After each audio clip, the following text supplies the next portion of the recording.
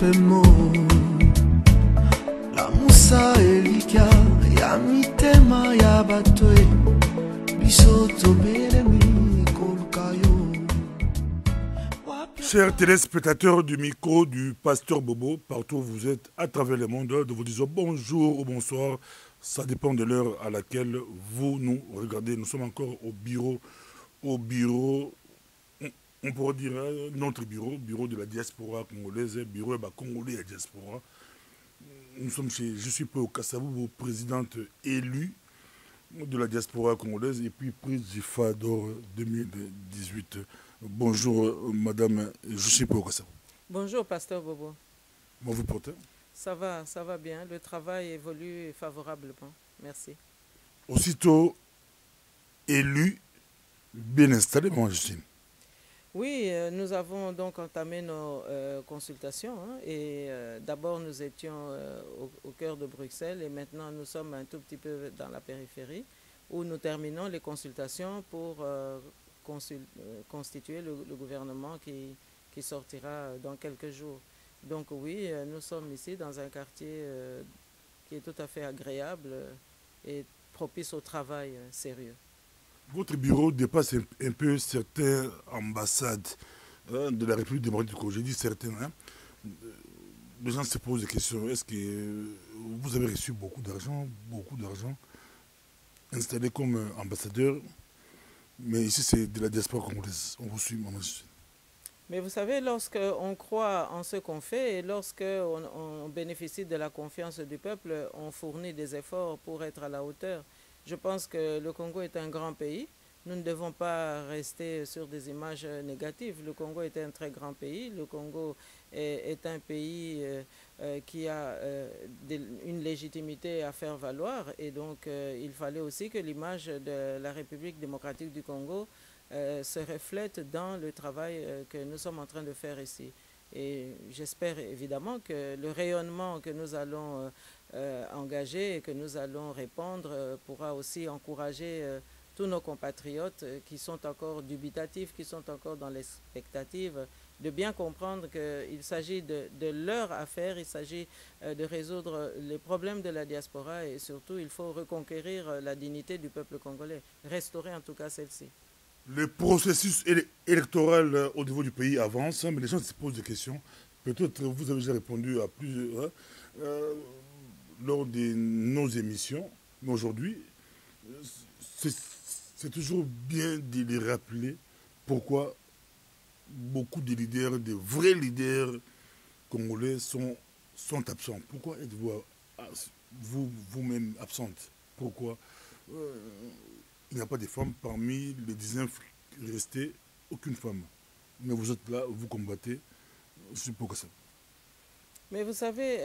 défendre le Congo, c'est d'abord savoir ce que l'on fait et aussi savoir ce que l'on défend. Nous défendons la souveraineté du peuple congolais qui aujourd'hui est mise à mal, puisque nous sommes un pays sous occupation. Combien de fois devrais-je le dire et le répéter? Et donc un pays sous occupation, c'est un pays pour lequel il faut se battre d'abord pour conquérir justement la pleine souveraineté de notre pays. Et donc vous me parlez d'un processus électoral, mais non, c'est un processus de fou. Parce qu'on ne peut pas imaginer un seul instant que des citoyens consciencieux et tout à fait à jour par rapport aux enjeux puissent aller vraiment se fourvoyer dans un processus qui ne fait que consolider l'occupation. Alors, à mon avis, il y a une explication qui est très simple. Depuis Sun City, on a acheté 500 Congolais. Hein, c'est une autorité belge qui le disait, qu'il serait très facile de remettre le Congo dans un état de non-droit pour que le pillage puisse se faire et pour que ce pays se livre de nouveau à une exploitation sauvage. Nous y sommes. Et lorsque la question avait été posée, mais comment allez-vous faire? Eh bien, cette personnalité avait répondu, bien, nous allons corrompre les 500 premiers députés qui seront désignés et à partir de là, la machine va s'auto-réguler. Et donc, nous sommes dans ce système, c'est-à-dire que vous avez une classe politique que Monseigneur Masengo a qualifiée de médiocre et qui s'illustre d'ailleurs toujours par une médiocrité bien en vue. Et c'est aussi une classe politique qui a accepté la corruption, qui a accepté de vendre le pays et surtout une classe politique qui a vendu son âme. Parce que, voyez-vous, on a l'impression même que c'est un poulailler. Hein, où tout le monde va bécoter des petites graines par-ci par-là, hein, qui sont jetées par une communauté internationale en mal d'inspiration et en tous les cas en mal d'imagination. Parce que, voyez-vous, le grand problème aujourd'hui pour le Congo, c'est qu'on prend d'un côté le peuple congolais pour des bourriques, c'est-à-dire un peuple que l'on peut manipuler à tout vent, un peuple que l'on peut instrumentaliser comme on veut, et de l'autre côté une classe politique qui se complaît dans des intérêts égoïstes sans lendemain. Et donc c'est ça le résultat. Normalement, si tous ces Congolais étaient vraiment en train de défendre ce peuple qui souffre, qui est meurtri, eh bien ils se retireraient tous de cette course, diabolique d'ailleurs. Parce qu'il n'y a aucune justification qui puisse tenir la route à aller s'afficher avec finalement des occupants. La France fait pression, la France s'insurge, il n'y a pas de femmes, hein. Parmi les candidats présidents, aucune femme, il y avait une femme, elle est déjà déboutée comme je l'ai dit. Et puis même au niveau de la députation, peu de femmes, un grand pays, le Congo, l'air du Congo a plus de 80 millions de personnes, mais les femmes ne s'impliquent pas. Vous savez, le système qui a pris cours dans notre pays, c'était un système, depuis la Deuxième République, d'instrumentaliser les femmes, d'utiliser les femmes comme faire-valoir du système dictatorial. Et donc, rappelez-vous tout de même, hein, nous avons eu pas mal de difficultés à scolariser les filles dans le bon sens du terme parce qu'il fallait maintenant que le phénomène de deuxième bureau voit le jour. Alors, ce n'est pas étonnant aujourd'hui de constater que la conscientisation politique et que la citoyenneté politique n'est pas suffisamment défendue par les femmes. Mais tout simplement parce que, vous savez, en 2 générations politiques que représente le régime du maréchal, eh bien, on n'a pas pu faire ce travail. Et si vous y ajoutez maintenant les 20 années que nous venons de passer avec le kabylisme et le néo-canambisme, vous allez constater que nous étions exactement dans le même schéma. Et il ne faut donc pas s'étonner qu'il y ait peu de femmes qui s'impliquent ou alors les quelques-unes qui le font soient mises en difficulté parce qu'elles n'ont pas assez d'armes pour se battre. C'est la raison pour laquelle nous sommes là et que nous voulons absolument assumer ce leadership qui vient de nous être maintenant confié au niveau de la diaspora. Mais je dois vous dire tout de suite que la diaspora aujourd'hui, c'est une force économique évidente, c'est une force de proposition aussi. Hein. Vous savez que dans les derniers rapports des commissions économiques qui ont été publiés ces derniers temps, eh bien, il a été affiché que la diaspora congolaise représente quelques 9 milliards de dollars qui sont envoyés chaque année au pays. Et donc, si vous comparez ces 9 milliards par rapport aux 4 ou 5 milliards qu'affiche soi-disant le gouvernement qui a été aux affaires dans notre pays jusqu'à ce jour, eh bien, vous allez tout de suite comprendre que le rapport de force aujourd'hui est en faveur de la diaspora. C'est la raison pour laquelle cette diaspora politique responsable, mais qui est aussi une diaspora sociale, parce que nous allons devoir maintenant nous atteler à donner des pistes de solutions pour tous les problèmes qui concernent les Congolais. Et donc, cette diaspora, plus que jamais aujourd'hui, a l'ambition de faire valoir sa compétence, mais surtout d'ambitionner, de régler un certain nombre de valeurs, parce que aujourd'hui, évidemment, notre pays est à la dérive. Et donc, s'il n'y a pas assez de femmes, dire que la France s'insurge, mais moi, je préférerais aussi ici donner quand même un point de vue par rapport à la France, tant qu'on y est.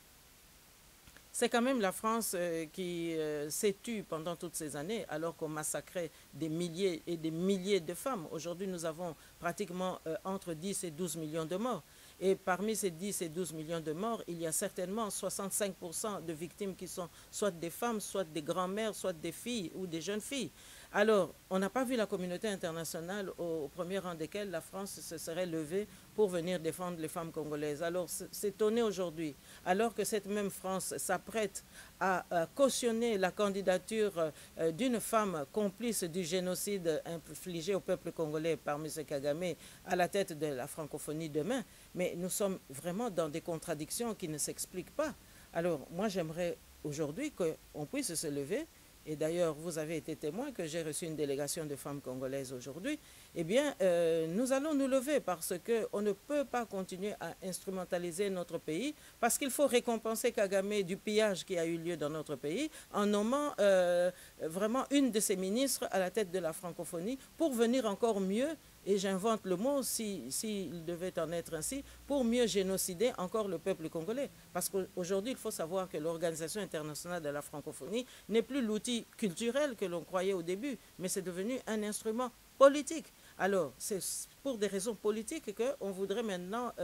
cautionner la candidature d'une Rwandaise à la tête de cette institution, en sachant bien que le plus grand pays francophone de la francophonie, justement, c'est le Congo. Donc c'est encore une manière de venir tromper le peuple congolais, mieux nous assujettir, pour mieux nous éliminer. Ça, c'est inacceptable.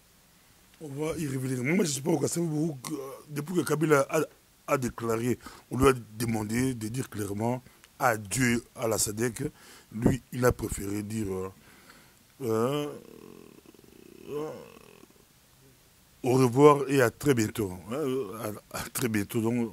il va revenir. De toute façon, pour lui, il va revenir. Mais on voit de plus en plus que Kabila est redevenu maître à bord. C'est lui qui contrôle tout. C'est lui qui choisit, c'est lui qui invalide. Maître à bord. Que se passe-t-il là? Votre réaction par rapport à ce processus électoral, les candidats ont été invalidés, entre autres Jean-Pierre Bemba, Gombo, on voit même Badi Banga qui pleure, Badi Banga qui était Premier ministre, qui demande l'ADN. Votre réaction par rapport à tout cela, vous suivez les news? Mais vous savez, d'abord, je pense que dans le chef de Kanambe, il y avait d'abord la volonté de montrer très bien ceux qui ont été complices de son système et ceux qui ont donné voix au chapitre, au glissement auquel nous avons assisté, et ceux qui sont prêts à continuer encore avec lui. Donc, en fait, il a bien démontré qu'il y a deux camps. Il y a le camp de ceux qui ont signé des accords ouvertement et secrètement avec lui, dont les candidatures sont maintenues. Et puis, il y a ceux qui, évidemment, étaient sur la tangente de ces arrangements-là. Et ensuite, je dirais aussi que nous sommes là devant une évidence absolument éclatante, à savoir que Kabila Kanambe, aujourd'hui, quand vous dites qu'il est maître à bord, non, je pense qu'il est tout simplement en train de remuer le cocotier et en train de remuer aussi la boue dans laquelle il s'est fourvoyé depuis tout un temps. Parce que si vous dites qu'il est maître à bord, mais cela veut dire aussi, et là nous tombons dans un autre camp, peut-être une tierce figure, c'est de confirmer ici quand même que pendant toutes ces années, notre pays sous occupation s'est livré donc au pillage, a laissé le pillage se perpétrer dans notre pays. Et donc on a tué, on a massacré des Congolais pour mieux organiser le pillage et pour mieux aussi saupoudrer la corruption internationale qui est allée dans certains milieux mafieux. Et donc lui, il était quand même la partie, la cheville ouvrière, oserais-je dire, de toute cette machination. Il ne faut quand même pas oublier que Kabila Kanambe, c'est lui qui a organisé aussi toute une série d'assassinats politiques pour mieux servir cette mafia internationale à laquelle il s'est livré. Et donc, aujourd'hui, en réalité, il sent très bien que tous ceux qu'il a beurré pendant toutes ces années n'ont pas la force morale de le contester, n'ont pas la force morale de l'affronter ouvertement. Et donc, il joue sur ces complicités-là, il joue aussi sur ces combines-là, mais il joue aussi sur le temps. Parce que je dois quand même vous dire que la promesse que Kanambe avait reçue il y a 20 ans maintenant de la part de la Belgique, en tout cas d'une certaine Belgique, c'était qu'on allait lui donner 30 ans comme on a laissé au moins 30 ans au maréchal. C'est-à-dire que pendant ces 30 ans, il n'avait pas à se poser des questions. Mais comme vous voyez qu'il y a un temps pour tout, les circonstances du monde, la géopolitique a évolué et voilà que le système au Congo est remis en question. Et ça, il ne s'y attendait pas. Mais j'aimerais aussi vous dire qu'il serait naïf de croire que Kabila Kanambe est lâché. Il n'est pas encore lâché.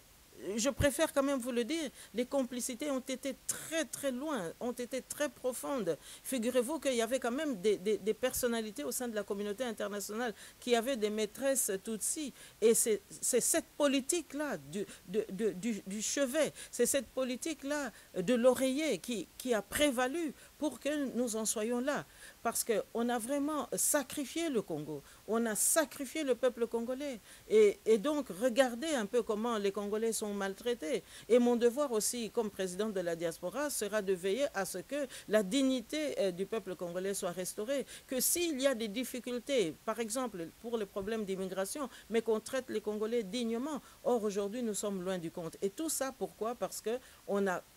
consacré un régime qui était absolument autoritaire, un régime qui était génocidaire par rapport au peuple congolais, tout simplement pour satisfaire quelques appétits individualistes ici en Occident. Et ça doit changer. Qui va remplacer Kabila le 23 décembre 2018? C'est une question qui se pose. On voit les 19 ou les 25 candidats, mais vous êtes quand même mieux placé de comprendre la géopolitique. Vous avez été ministre, ambassadeur, représentant d'un si grand parti pendant plusieurs années, en même temps, président de la diaspora congolaise. Les discussions se font dans les couloirs. La communauté internationale, quelle est la vraie position de la communauté internationale? Qui sera le prochain président de la République démocratique du Congo? Parce que Kabila, comme on dit, Kabila est déjà lâché ou hors jeu, bien qu'il compte revenir après, mais il sera plus président. Mais vous savez, aujourd'hui, en réalité, en filigrane et dans les coulisses, il y a deux batailles qui sont livrées aujourd'hui avec comme victime le peuple congolais. Il y a d'abord la bataille des anticléricaux, au premier rang desquels vous avez quand même une certaine partie de l'Union européenne et la Belgique. Et puis vous avez aussi le parti de ceux qui, vraiment révolutionnaires, veulent qu'il y ait un changement au Congo. Et là, vous retrouvez, par exemple, certaines composantes américaines qui voudraient vraiment amener le changement au pays. Et alors, entre ces deux pôles, vous avez évidemment de l'instrumentalisation aussi, hein, pour que certains récusent le cardinal Monsengo, qui a été quand même reconnu comme l'homme qui est capable de rassembler le peuple congolais pendant une courte période de transition et donc conduire le pays vers de meilleures destinées. Alors, et de l'autre côté, vous avez aussi des interférences qui jouent contre cette option-là. Pourquoi? Tout simplement parce que il y a eu des pactes qui ont été conclus. Il y a eu des engagements qui ont été pris entre ceux qui ont soutenu Kabila Kanambe depuis le début jusqu'à aujourd'hui. Alors, posez la question de savoir qui peut remplacer Kabila. Vous savez bien que la manipulation était de dire dans le camp du pouvoir en place qu'on ne peut partir que quand il y a un remplaçant. Mais nous sommes dans l'illégalité depuis plus de 2 ans. Et donc, on ne peut même plus faire recours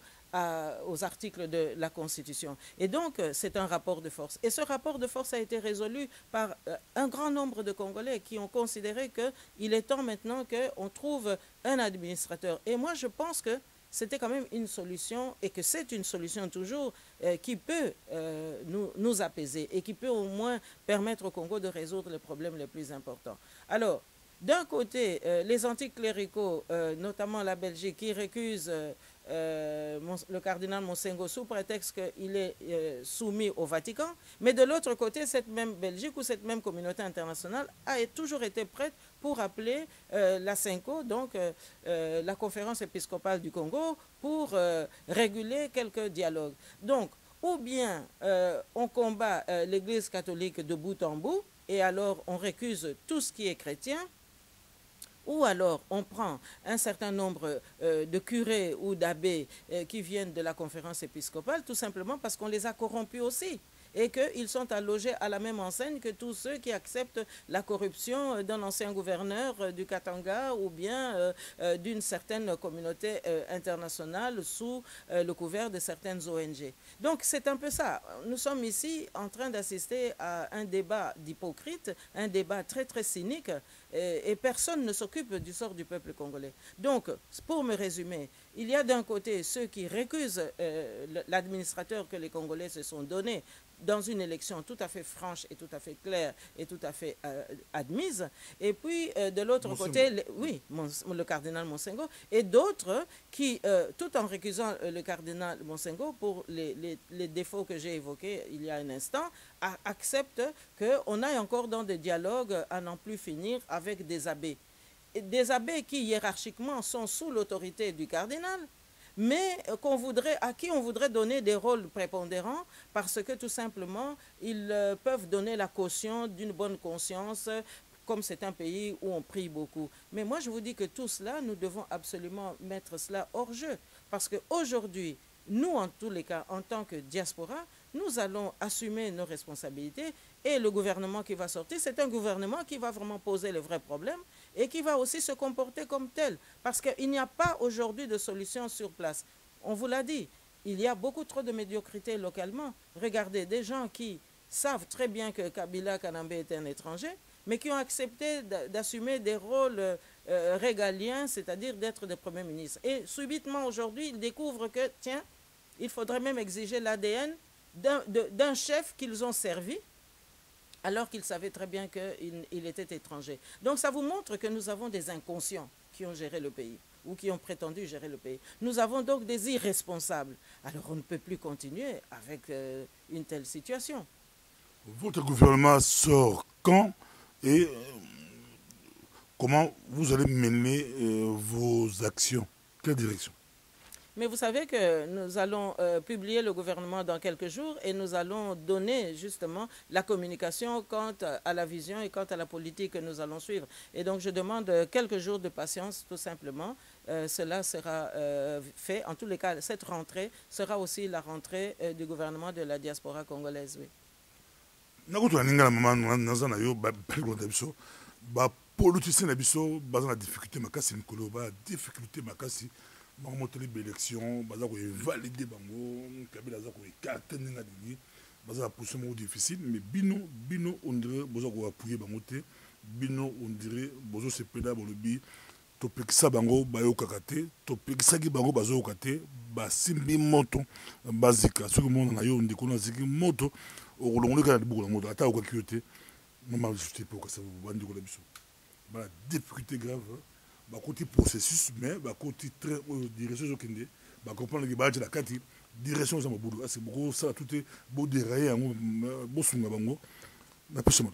Kasi diaspora oyo tozako kamba papa pasteur Bobo. Kasi ezali mpona kolibere bango te omoni bamisusu bamitekaki nalobaka yango mokolo kuna bamisusu bamiteki na badiabulu bamisusu bamiteki na basekte bamisusu bamiteki omoni na baloge ya ndenge na ndenge bongo sikoyo batosa nani batosa mentor na bango na kati ya baloge ou bien batosa constitution soki ti constitution eza encore na mapinga ya solo ou bien batosa peuple baza su na moya kotosa peuple te mais baza kaka nde koluka nzela ya kokosa lisusu peuple pamba te il faut kaka bazipama na modèle wana ezaka makambo ya soni te omoni bamodele wana soko so oteki mboka na yo papa pasteur Bobo koya su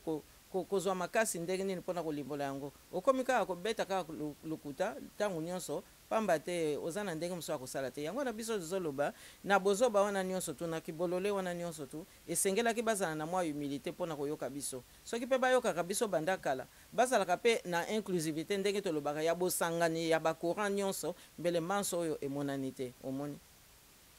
makambo oyo babe era la Congo ba opposant na biso bakimaka ba patriote bakimaka ba résistant bakimaka ba bundeli mboka bato bazobunda pola mboka basala ba réunion na ndenge la bango lelo na eza muto ebi politique te eza mona moke ayebi ke élection wana ba ko polola bango ata baganye ba ko tia moto mosusu mama Justine yo kenda élection 2006 élection présidentielle na machine à voter à la raté zaki bulletin papier yo banzi que so ba changer ba tie machine à voter ou bazon aussi bulletin papier et on et bon ça processus mais na lobby un maso wana to bwaka ngo penza na mai pamba te za na tina te tozali na batu bazali na illégalité bandakal illégitimité bandakal bongo siko bokende na processus na bapaya tozali mboka moko occupé eza na sens moko te ke bakongolais mibimba soki ti bango nyonso bakongolais ekoki mpe kozala ke bango nyonso bakomi na bango bapaya lokola tokomi komona oyo azalaki premier ministre sikoyo aza kolimbola oyo te non tokende kotala nano ADN ya Kanambe soki eza ndenge nini ntango bameki koyebisa yo osali mfoin alobi o te nalobelaki yango ye te nalobelaki yango ndeko mosusu bobangi mpe ekoti na kati mais sikoyo bakomi oluka ba ADN omona mosusu azalaki ne ministre epai ya Tshibala abanda koloba lelo te nga nake na ngai epai ya Bahati Lukwebo kuna bongo sikoyo ozomona ke bango nyonso tu bakotisi bango mpenza na potopoto alors lelo oyo kolobaki o batia kotiela biso machine à voter eza likambo tokokolanda te soki bazalaka mpenza na bolingo ya mboka mbele lelo bazwi occasion ya koloba te biso nyonso tu tobenda nzoto à ce moment là Kanambe akokende dans 48 heures papa pasteur Bobo omoni est-ce que baza na courage wana ya koloba en tout cas lokolo ekomi boye biso nyonso tu se retirer soki base retirer ekosimba lisusu te tokozonga na ndenge ya oyo tolobi ke non tozala na administrateur po akamba mboka ozomona et puis diaspora apesa mpe oyo aye maboko Monsieur se retirer, Kabila a profité pour le la chaise vide dans le frère Simbate. So bango tout candidat président va se retirer. Bon va profiter de cette élection bango. Ataba wa gagner ça derrière de qui on le kitoko bon à renégocier bien. Te au contraire Kanambe nde aza ko profiter na bizale na bango na présence ya ba congolais pona ko pikama. Yo kanisi soki occupation ezwaka babeki ya ba congolais tembele basimba maki. Ye Kanambe banani penza bazopesa makonzi ezaka ba congolais mais soki ba congolais wana bazwi penza conscience ba bendi nzoto akoza suna justification moko te pamba te omoni ko banda kaka biso pe to lobaka kuna na TV5 oyo to lobaka makamu to lobaka depuis kala mais to yaki suko zongi sango na libanda pona ko lobaka non kuna na kati ya Congo muto aza kokamba aza na congolais te pe aza na mwana Laurent Désiré Kabila omoni te que quand même makambo eza quand même koningana pamba te sikoyo même bateau bazalaki ne na gouvernement bakomi kosenga o bateste bakomi kosenga o songolo pakala alakso ya ye nationalité ozomona donc lingi kolobake baoyo nyonso tu bakotaki kobanda le 19 décembre 2016 na kati ya baebonga bango nyonso tu batekaki mboka bango nyonso tu batekaki milimo na bango donc tokoki kosala bango confiance te papa pasteur Bobo nzela ya malonga ezali wana te ezali te papa pasteur Bobo kaka ndenge biso toza koloba sikoyo il faut absolument responsabilité ezwama pe ekambama na ndenge peuple asi aponi muto akoki komema administration mboka tina ba élection ya solo pe diaspora politique responsable oya kolakisa penza banzela ya makasi pote mboka na biso tolonga Mobutu akpoya mais ba congolais to récupérer ki masola biso te biya zaki mona mboka il y a congolais mais Kabila oyo mopaya akboyi tout ça pour récupérer mboka na sote to récupérer mboka na comment maman je suis Kabila sa akboyi on dirait muta sa akboyi na se mais on dirait yeba simbika fungo za maboko na ye on le babo to le fungo la on le to boto le fungo la to ko boto le fungo la te il y a boyi ba bi pona ye sili mais ba ma je suis ba banda ba to ba se pose la question Kabila sa akboyi bi bo banda.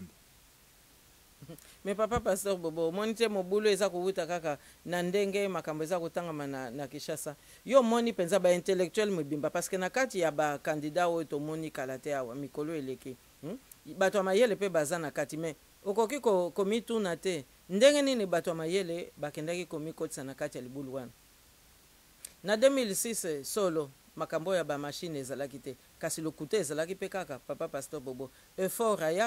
ayaka pona kokosa peuple congolais ko kaye pona kosunga élection ya bosolo mais ezalaki nde pona kolekisa lokuta ya bosolo omoni mais sikoyo baoyo bake wana bazwi mateya ya 2006 te bazwi mateya ya 2011 te mutu mobimba lokola penza sphinx ya limete batie na panzi balalisi ye lelo bongo bango penza bazali ata na dimension na yete eloko nini penza bako kozela na maponami oyo ezali nde baza ko utiliser bango dernier recours ya ba occupant pote tango penza bako kota bolole penza ya solo na bango pe bakozala éliminer donc est-ce que bazana mayele te ya ko comprendre makambo wana mboka ezali ya biso conscience nationale na bango ezali wapi papa pasteur Bobo mboka ezali ya biso eza lokola bango moko baza komona ke baza suna mboka te alors que bango nde mutu bazali peuple souverain bango nde mutu bazali penza bakonzi bango nde mutu penza bazali na oyo manso ekoki pote mboka na biso ekeni liboso eza koloka papa pasteur Bobo pe ezali kindoki ezali kindoki pe eza kolakisa nini ke batosaka na bango lisusu peuple congolais te bakota na bango na badiabolo ndenge na wuta koloba na libandeli ya masolo na biso donc baza kolanda nde bamantor na bango oyo baza koyebisa bango ke bokende na nzela oyo pamba te bango balapaki ke non mboka na biso efe zonga terre d'exploitation. Bali côté madame, je sais pas, Kassabou, prix GIFA d'or 2018, hein, de meilleure femme politique africaine de l'année 2018. En même temps, présidente élue, il y a diaspora congolaise, beaucoup là. Banda Kozarosika, Naba Congo Kuna, Moboulou Zali, Batoza Kufa, Bapassi, Naba Équateur, Naba Kassai, Naba Kassai Kutuba, Levami Balabassi, Naba presque pas Naba Katanga, Passi, Lipa, Bato, Batutu Bali Kota, Kinshasa Mikolo, Soba, comme la poto na Bruxelles, bien Passi, les Kimbo, Passi, ils ont matracé comme matin, Naba régional, on dirait aux ongles la préhistoire, la préhistoire, madame, je sais pas, Kassabou. Okoki kolobani na ba congolais bali kolonda yo mokili mobimba. Oui, papa pasteur Bobo, mais ça ko lakisa irresponsabilité, inconscience na biso. Eza ko lakisa penine. Égoïsme ezaka kawana, tribalisme ezaka kawana. Yo tala nanu na ba oyo nyonso tu balakisi bilongi na bango na ba poso na ba sanzo eleke kuna na kati ya mboka. Soko tali ba oyo nyonso tu bakende kopesa ba candidature soko tali bato oyo baza kobimisa na balabala soko tali bato oyo baza kolanda bango mais sanction moko ezali te donc impunité eza pe kaka na kati ya molongo na biso oyo nyonso tu aza kobunga nzela baza kaka kolanda bango oyo nyonso tu aza kaka kotengama omona kaka lokuta eza kokosa kaka peuple congolais pote peuple congolais amona kaka pasi donc responsabilité ezali ya ba oyo balobi baza ba tête d'affiche donc esengeli na place wana biso sikoyo pe tozala na sévérité moko omoni parce que tokoki kotika makambo nyonso tu eleka kaka boye te ozomona impunité wana ifo tosukisa yango pamba te yango mpenza moto eza kokosa peuple mboka nini yo omona papa pasteur Bobo esika mpenza yo nkolo mboka okomi kotika mopaya ayande kokamba makambo na yo okomi pe kotika mwasi na bana po ba soumettre bango na occupant est-ce que mona makambo ndenge wana na mokili nini papa pasteur Bobo donc nakanisi ezo senga penza to senga tata nzambe bolimbisi moko penza makasi pe to sala pe repentance par rapport à histoire pamba te toza ko yeba lisusu te ba repère na biso ya histoire tozaka kokende kaka ngulu boye nzoka nde munguna aza kolia biso na musuni mokolo na mokolo mais toza ata capable te ya kotelema mpona kolendisa penza bandeko na biso po biso moko totia pe bosolo na kati penza ya nzela oyo tozolanda. Namoni na simbi ba relever à compte bancaire il y a diaspora le diaspora a comme la compte bancaire au Kochambon la kati namoni awa ba montant nazomona bato mosusu batie ba 200 €, ba 20 €, ba 5 €, ba 10 €, ba 38 €. Namoni ba 90 €, nazomona pesa awa nazomona ba 100 baza kotia ba 18 €, baza kotia quand même ba congolais bazali kotia ba mbongo la bango na ko tanga ta ba congo rapidement na otanga pe na actualité expliquer commenter ou actualité compliquée na bana na moni ti ndeko moko Bouense Simon apesa mbongo na ye Bazabadio Mbumba apesa mbongo na ye Jean-Luc Kasigwa apesa mbongo na ye Michael Mukombo apesa mbongo Papa Ntumi apesa mbongo Pasteur Watanga Félix apesa mbongo ndeko na biso Oleko Okitankoi apesa mbongo atuka batabali bopesa mbongo bango tomoni awa bande ko pesa bali ko pesa mbongo eza pesa malamu ba mtu apesa par PayPal de bambongo ezali kokota bana ya diaspora maintenant c'est trop bien ko mama je suis ko sabubu bambongo ezali kopesa na ngoli ndeko mususu awa na ngoli Kimbembi bona ngame Kimbembi ye pa pesa mbongo na ye tomoni Mbia Kiaku Philippe apesi mbongo na ye pour la diaspora za mbongo bali kopesa la diaspora Chitenge Mulume Augustin Simba Maungu tomoni manje Lisasa apesa mbongo na ye bali kopesa mbongo na bango ba congolais bali ko soutenir Moussala mama je sais pas que ça va pour la diaspora ndeko Mimi Temoseka Veronica apesi mpe mbongo na ye bali kosunga bazali kosunga mpenza makambo oyo kimbembi ande nabaki ya bonangambe kimbembi ndeko moko kutu aza su na belgique bavilleforde do baza mo ebele tomoni ndeko mosusu mbi aki akufile mpe ye kutu aza la france ye bapesi mbongo na ye batie tenge molume aza la belgique bamanjei lisasa baza ebele belgique bazopesa bambongo na bango par-ci par-là madame je suis pour kasa okolo balingi bacongolais babandi koporte vision diaspora maliboso tozwa compte ya diaspora otie mbongo na compte ya diaspora bandeko mpe bando pesa bamosusu mpe balaposa tozwa mpe bapele neti nga nazwa bapele ebele bato balaposa bapesa bakosala ndenge nini aza la france aza la états-unis aza mboka boye tomoli dia compte ya diaspora yango wana mapesa maloba tokotia yango susu tokotia su compte tona bapesa me meyaka koexplike bato aza la états-unis aza la france aza la belgique aza namoni bato ya belgique bapesi koleka ebele na liste boaliste natangi tutu me bato ya belgique bapesi koleka peut-être pour baser la facilité ya kotia la banque bon bato baza libanda mapesa te bato nyonso mokili nyonso epai nyonso moto azali possibilité ya kotia ezali renseignement wana nyonso tu topesi kala mingi te basengaki biso mpe adresse ya banke yango mpe topesaki bakende mpe kaka na site oyo bandeko bapanzisa yango baza nango kuna mpe na états-unis bainformation nyonso tu ezali eza nango mpasi te omoni sikoyo babanke bakoma kosala mosala na bango na bacode internationaux lokola baiban babike mbi akiaku philippe à la france apesi na compte bancaire kasi yango ko donc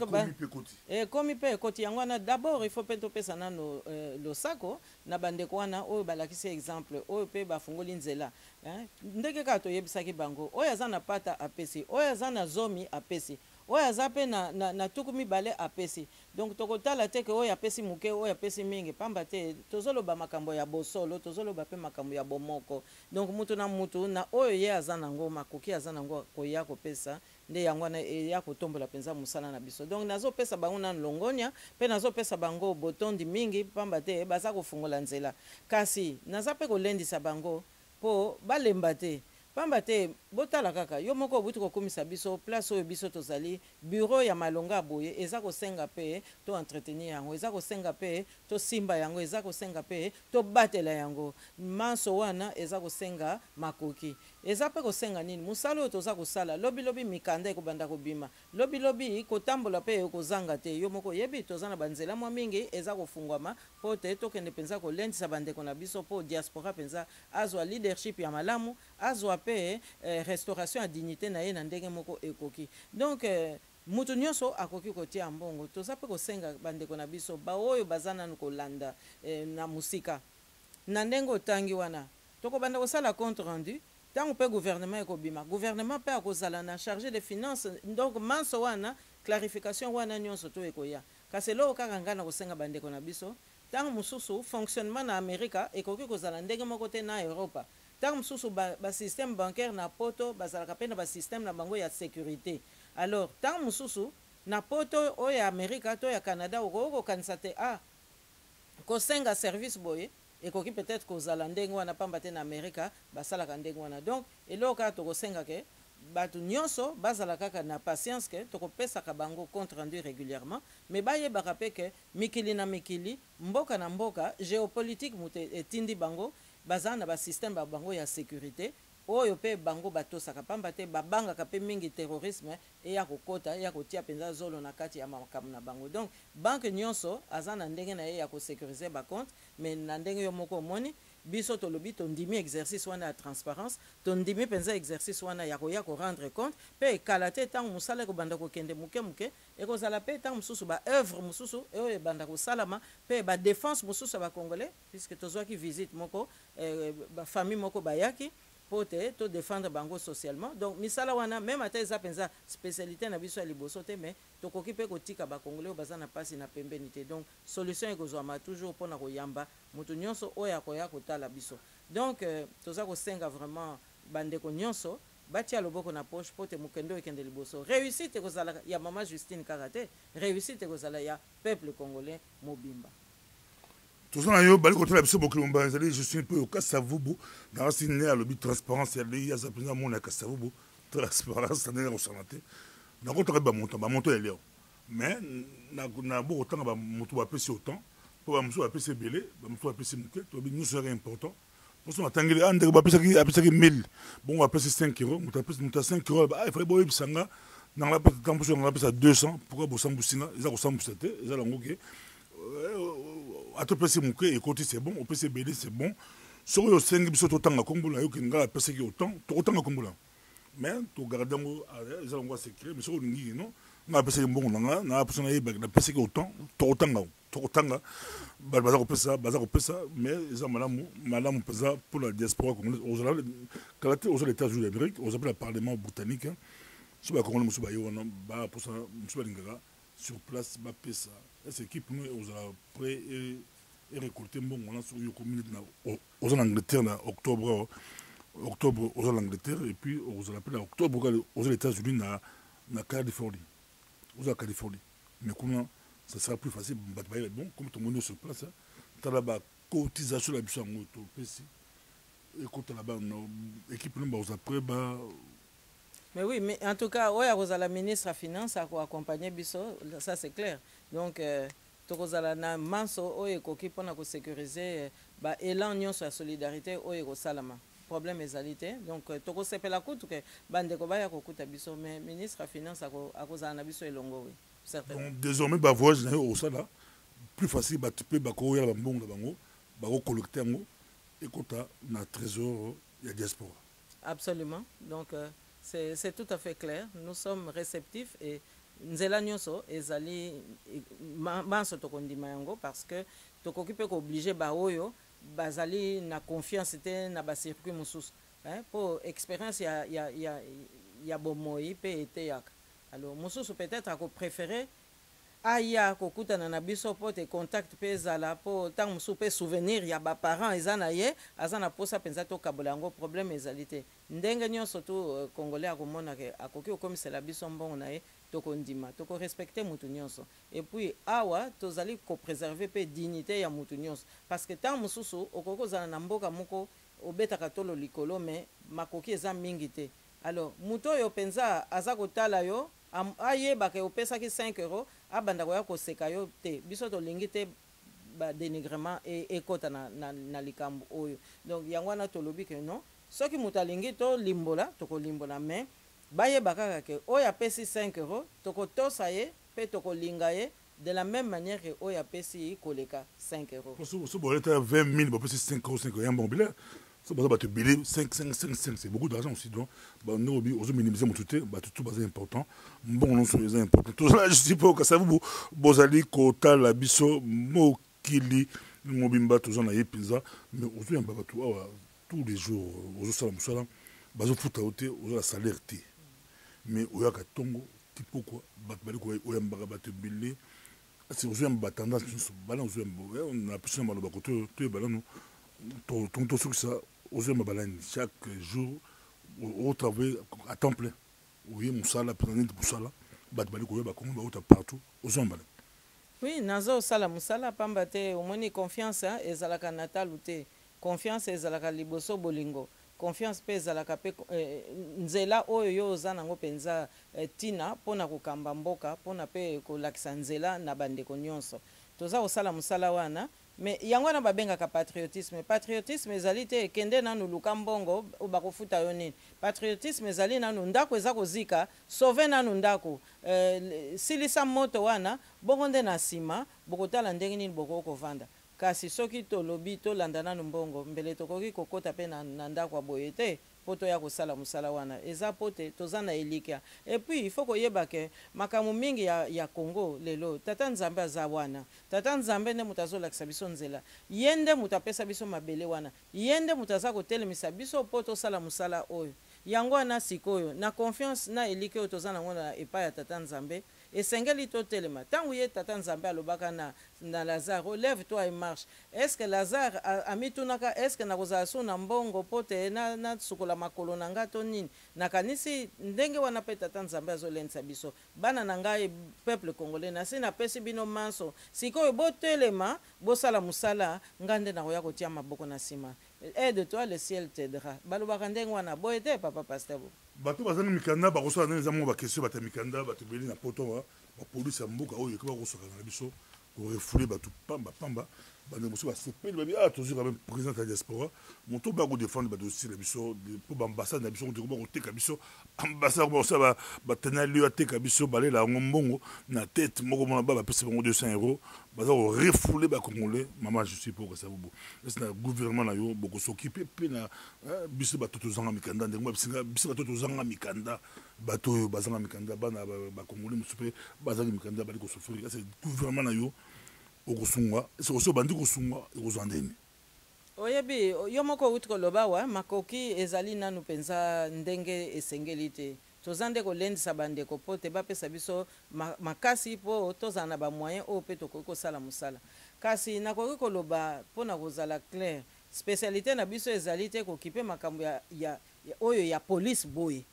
mais tokozala na ministre moko oyo akozala na bacompétence na ye domaine wana ye nde moto akotala ndenge nini par rapport à mibeko ya mboka oyo ndenge nini akoki kozongisa dignité ya peuple congolais omoni donc tokoki koloba te ke o non biso tovandisi bureau oyo po te tokipe makambo ya immigration te parce que soki immigration lelo ezali problème ezali aussi parce que esika moko boye bato baye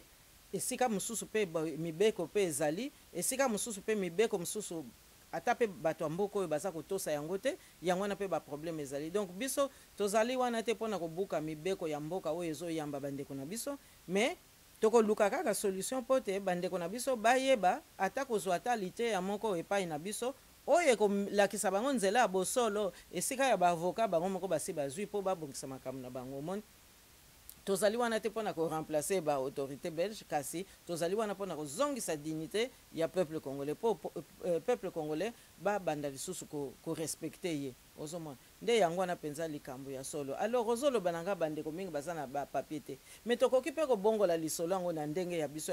ya bacongolais oyo baza mpenza bosolo parce que lelo oyo toza na bacatégorie ebele toza mpe na bacongolais oyo baza kaka congolais c'est-à-dire que esika nyonso to azoleka aza na besoin ya passeport congolais alors toza mpe na bacongolais mosusu oyo bazali d'origine congolaise bolobaka lisolo yango mingi na ingénieur Lungeni nasi na landa bino bongo toza mpe na bamosusu oyo basi batika nationalité congolaise bakota na bango banationalité ya bamboka bakomisi bango bacongolais d'acquisition balongoli bango d'origine. Bon, mais quand même, biso tokotala nini elembo liboso tata nzambe apesa biso loposo oyo toza kolata. Donc soki to lobi ke biso nyonso toza ba congolais. Biso par exemple ba oyo toza pesa ba passeport na koki pe siko ko interpeller ba oyo baza na Kinshasa parce que médiocrité ya classe politique oyo ya opposition kaka yango te. Mais ezapena médiocrité oyo ezali na ba oyo bazali pe kaka kosala mutu makasi pona kokamba kambo. Omani lokwa ministère affaires étrangères na biso. Yepe wana mususu yepe wana mususu pe toko kotia musapi pamba te siko ba congolais est-ce que bango baza pensa ba congolais esika omoni complexité mususu ezali ministère affaires étrangères ya ministre chez Okitono ngana koko yebise siko alobi nini pona ba congolais o pensa baza na ba droit na bango ya kozana na vrai passeport mais baza kozwa pensa nzela kozwa passeport te siko ekomi soko okekuna nzoka nde baza ko bloquer oh il faut nan kozela soki ba demande comme soki 50 bongo de batinda ngona Kinshasa yo monsieur le ministre monsieur chez Okitundu ozali wana ozape ko pika makaka lokola ye kanambe olobi nini pona ba congolais oyo bazangi pe mikanda pamba te bino boza kolinga ko livrer ba passeport ya solo te boto sala siko nini donc bino donc boza ba rwandais soki boza ba rwandais te alors oza congolais mais siko olobi nini pona ba congolais oyo bazangi passeport awa bazana moyen kotambola te bo basala nini donc ozomona papa pasteur bobo ezaka kate ba oyo bayaki kobwaka nzoto awa mais zali pe ba oyo bazali na botosi ya nationalité congolaise baza kozwa pe nzela te omoni siko mobulu ekoti de toutes parts alors il faut tout interpeller donc yango nga azoloba impunité il faut tout sukisango non seulement au sein de l'opposition mais également au sein de ceux qui continuent à camper les fonctions officielles dans notre pays. Donc, il faut pousser les Congolais à se baser sur la nationalité pour que les Congolais aient une nationalité d'origine. Les Congolais ont poto comme belge, comme américain, comme français, comme national, mais ils ont pu passeport la coca gado, canaille. Merci maman pour soulever pour nous. Mais tout ce que ça au lancer message aux opposants congolais, intellectuels congolais. De tout bord, candidat président congolais, congolais, basé par-ci par-là, par rapport à la diaspora congolaise, je ne sais pas si négliger la diaspora, mais la diaspora, donc on a cassé le lot, on a deux personnes qui forment, on a deux formes, on a deux personnes forment, sur le fan d'ici, il y a des cabotés de Congolais, lancer message de Congolais, sur les tout bords, quelle que soit ta tendance, quelle que soit, Azara Congolais, quelle que soit ta tendance, naïe ou wapi, Azara riche, Azara pauvre, Azara son nani, intellectuel ou pas, lancer message, maman. Oui, na ko lancer message, oui, na ba Congolais nyonso, nga naza ko kamwa, nga naza Congolaise à 100%. Nakanisi tembe ko kozala te na likambwana. Mais komona kaka lelo yo, ba oyo baza ba demi Dakar, nde esika ba Congolais mususu pe ya diaspora baza kolanda. Mais biso toza penza bana ya mboka, baza kotala na musika. Oh, nani aponaki ye? Mais likambo élection ezalaka nango pe likambo te bato nyonso bazala d'accord. Likambo élection ezalaka volontarisme moko oyo peuple alakisi ke, hein? Biso tala tolobi boy. Alors, au lieu de yamba likambongo, boza ko sala lokola ba distance. Alors, message mususu peza na nini? Eza pena ba panzi sango papa pasteur bobo, hein? Yo moko tala kaka. Ba chaîne internationale lokwa ba TV5, ba Africa 24, même France 24 peut aussi tokenda. Bango baza ko benga biso, baza ko loba pe makambo. Baza ko pesa biso possibilité ya koloba. Yo baza ko pesa biso possibilité ya koloba. Mais bazali mingi awa na ba réseaux sociaux, ba koma pe ba journaliste. Mais na yebite soki tango tozoki prix international ba konzi mususu pe bazalaki wana ba konzi mususu bazalaki soit la veille soit ba mususu balandaki biso le lendemain. Est-ce que bazalaki na curiosité ya koyeba makambo nini eleki ba mboka nini ya Afrika penza basalaki makambo wana? Est-ce que bapesaki sangwana ba mususu pe bazali wana bayebi ke élection et salami. Mais ezali information, ezali fanatisme te, mais pourquoi bazako lobela ngote? Donc bakoti bango nyonso tu na elongo na ba oyo bazali ko obstruer penza actualité ndenge za ko salama na mboka na biso. Moni lelo yo penza so kabila kosoli batu ba yebon. Soki akosoli wana information partout person. Soki Kabila akosoli bazako loba yango. Soki pe Kabila beti libaku bazako loba yango. Mais biso toza ko sala vraiment musala pe pona bana na bango moko bazako loba yango te. Nde esika wana naza omona ke tant musu pe sikoyo tokoya ko banda ko loba ke ba mususu baza peza lokolo moko na kati lokolo moko na libanda nga na mwana mboka ba actualité ya diaspora baza ko loba ngote ba mususu yo moko po yebi parce que to solola ki likambo ngo to senga ki pe yo tant mususu na ba masolo na bino na ba conseil ya ba rédaction ya ba ndeko na bino bo zala ka pe ko sala différence information ezali te ko kende ko soutenir mutu tant yo kende ke ba conférence même oyo ya ancien gouverneur akatang